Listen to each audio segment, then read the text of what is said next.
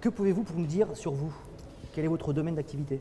Alors sur mon métier, donc moi je suis responsable des partenariats institutionnels sur la région Bourgogne-Franche-Comté. Donc en fait ma mission consiste à créer des réseaux avec les partenaires.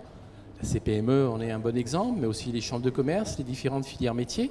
L'objectif est relativement simple. Derrière ces filières, il y a des adhérents. Ces adhérents, ce sont nos clients. Et l'idée, c'est d'avoir une approche différenciée vis-à-vis d'eux. On a nos réseaux de commerciaux qui interviennent en B2B chez les clients. Bon, nous, par le biais de ces fédérations professionnelles, on peut rencontrer donc aussi les clients, discuter avec eux autrement de leurs projets, de leurs problématiques ou de leurs attentes vis-à-vis d'EDF. Entendu. Et le numérique dans tout ça, qu'est-ce que ça vous a apporté? Le numérique dans tout ça, déjà, ça a été des changements internes très profonds, puisqu'il a fallu aussi que nos commerciaux s'habituent à de nouvelles façons de communiquer avec nos clients, que ce soit des clients particuliers ou les clients industriels. Et puis derrière, il a fallu mettre en place un petit peu ces services qu'attendaient nos clients pour pouvoir échanger avec nous, puisqu'aujourd'hui, on a de moins en moins de temps à consacrer finalement à recevoir quelqu'un. Donc l'objectif, c'était de pouvoir permettre à nos clients d'avoir accès à des services, quelle que soit l'heure du jour ou de la nuit, d'où l'idée d'utiliser de façon très abondante avec de nouvelles applications le numérique et l'Internet. Très bien. Monsieur Laplace, quels conseils pouvez-vous nous apporter pour faire grandir une entreprise?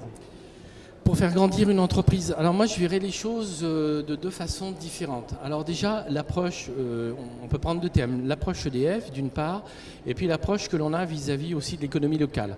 Alors si je prends le premier thème, déjà, quand on a un projet, pour moi, le plus simple, c'est déjà de le rédiger, c'est d'écrire ce que l'on a envie de faire pour pouvoir ensuite travailler autour de ce projet. Donc quand ça concerne l'énergie, la gestion de l'énergie, les énergies renouvelables, ou même les économies d'énergie, puisque ce sont les différents thèmes sur lesquels on travaille au sein de l'entreprise.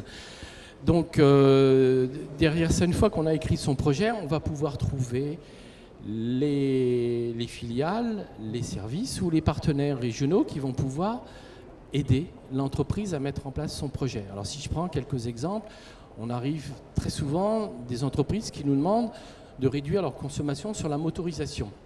Bon. Réduire ses consommations sur des moteurs, ça ne semble pas évident. Donc on a des partenaires locaux qui ont des nouveaux moteurs qui consomment moins. Donc derrière, on répond bien à cette attente. Pareil, quand on parle d'éclairage, là on est au zénith. Il y a beaucoup de consommation d'énergie liée à l'éclairage, mais il y a des systèmes d'éclairage qui permettent de réduire ces consommations. Donc voilà, on peut accompagner les entreprises sur ces différents thèmes. Donc ça, c'était le premier volet. Très bien. Merci pour ces précisions. Vous êtes partenaire de cette convention. Pouvez-vous nous dire ce que la CPME apporte à votre entreprise? Alors ce que la CPME apporte à notre entreprise, déjà c'est un fabuleux réseau. On y rencontre beaucoup de monde, il y a beaucoup d'adhérents, il y a beaucoup d'échanges qui se font. Donc il y a beaucoup d'affinités qui peuvent se créer entre les uns les autres. Moi, je finis par connaître un certain nombre d'adhérents. On vous voit souvent. Merci. Donc c'est de l'échange. En dehors, on va dire, des métiers traditionnels de la CPME, faire du conseil, de la formation, etc. C'est aussi du business qui est fait entre les membres.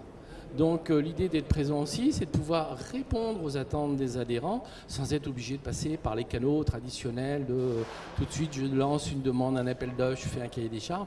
Donc c'est aussi cette proximité que l'on peut avoir entre adhérents ou entre partenaires vis-à-vis des adhérents pour pouvoir justement répondre à ces attentes. Très bien.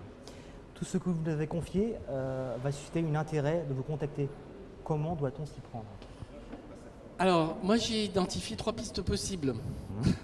Alors, la première, tous nos clients reçoivent une facture sur laquelle, en haut à gauche, il y a un numéro de téléphone pour pouvoir joindre les services commerciaux de chez nous, que ce soit un client particulier ou un client professionnel d'ailleurs.